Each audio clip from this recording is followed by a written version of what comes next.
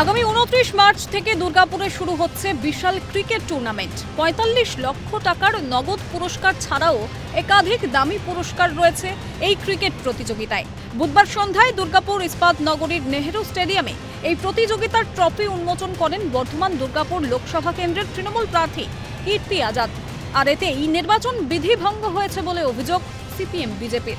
দেখুন, একটা private cricket খেলা, যে কেউ উদ্বোধন করতে পারে, কিন্তু হচ্ছে যে এই উদ্বোধনটায় তৃণমূলের প্রার্থীকে ব্যবহার করা হয়েছে, মানে তার নির্বাচনী প্রচারের কাজে ব্যবহার করা হচ্ছে। এই 1 কোটি টাকা খরচ কীর্তি আজাদের ইলেকশন এক্সপেন্ডিচারের সাথে যুক্ত করতে হবে। আমরা ইলেকশন কমিশনকে অভিযোগ জানিয়েছি।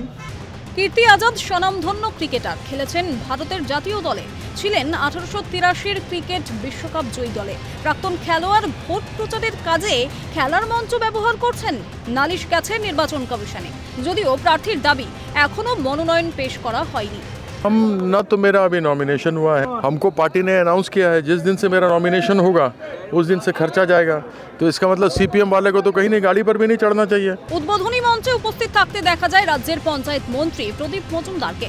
যে রাজ্যে শিক্ষিত চাকরি প্রার্থীরা রাস্তায় বসে থাকেন, 100 দিনের কাজের টাকার দাবিতে রাস্তায় নামতে হয় শ্রমিক শ্রেণীর মানুষকে। যে রাজ্যে দুর্নীতির অভিযোগে গারদের ওপারে রাজ্যের 2 মন্ত্রী, সেই রাজ্যে কোটি কোটি টাকার খেলা উদ্বোধনে তৃণমূল প্রার্থী মন্ত্রী, এত টাকার উৎস কি? প্রশ্ন পদ্ম শিবিরের। নির্বাচন বিধি ঘোষণার পর, প্রার্থী ঘোষণার পর তিনি কি করে থাকতে পারেন, কি করে করতে পারেন? আর কোটি কোটি টাকার প্রাইজ ওখানে, এই কোটি টাকার উৎস কি? নির্বাচন বিধি লঙ্ঘন হয়েছে মনে করি, অবশ্যই নির্বাচন করে জানাবো, এটা করতে পারেন না উনি। ভোট ঘোষণার দিনেই নির্বাচনী বিধি নিয়ে বার্তা দিয়েছিলেন কমিশনার, কিন্তু তা থোড়াই কেয়ার। কোটি টাকার খেলার উদ্বোধনে নির্বাচন বিধি ভঙ্গের অভিযোগে জোর হইচই দুর্গাপুরে।